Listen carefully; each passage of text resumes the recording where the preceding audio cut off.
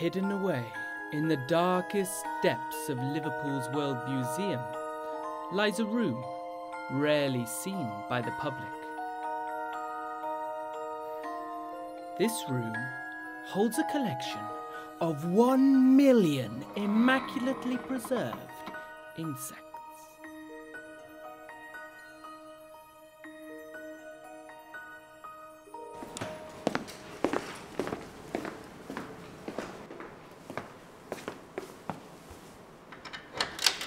The curator of invertebrates, Guy Knight, has been developing and managing this collection for 10 years.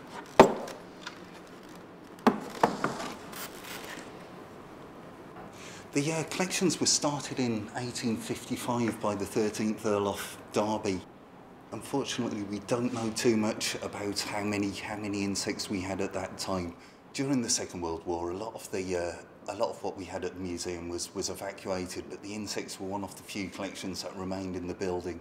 And during the May Blitz of 1941, the museum was hit directly by an incendiary bomb which destroyed all of the insect collections we had.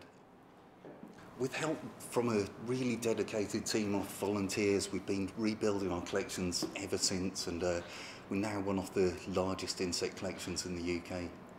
We're lucky enough to have a few quite old historic collections here as well.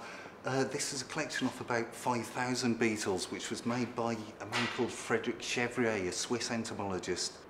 It came to Liverpool with the Royal Institution in 1849.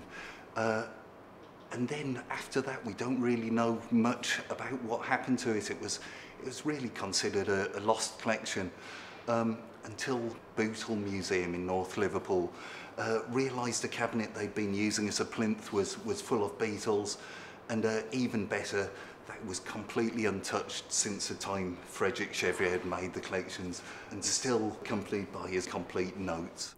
Most of the insects are British, but the collection also contains thousands of unusual specimens from all over the world. Dr. Ian Wallace is an avid enthusiast. Here at World Museum, we've got about 1 million insects. Colourful, shiny, strange, you name it, we've got an insect to meet your expectations. For example, in this drawer here, we have the moth with the largest wingspan in the world. It's 26 centimetres across. And one of the other interesting features about it is that because moths rest with their wings flat, then the top part is camouflage, whereas the underside is surprisingly brightly coloured. Beetles are the most successful insect group in the world. There are 335,000 different species, 4,000 species in Britain alone.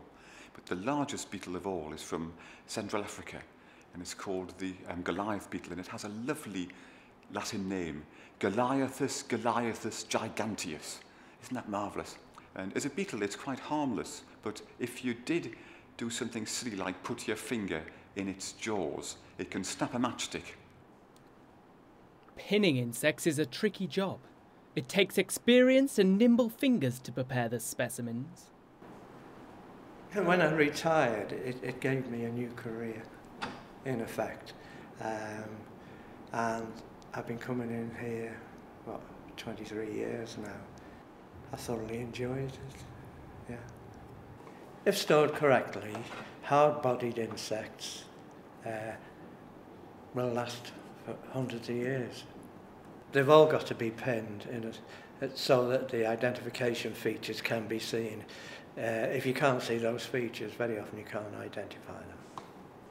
It does take a lot of concentration and manual dexterity to actually manoeuvre the insect parts. I mean, I can probably get through, actually pinning a set, I can probably get through about 100, 150 specimens a day.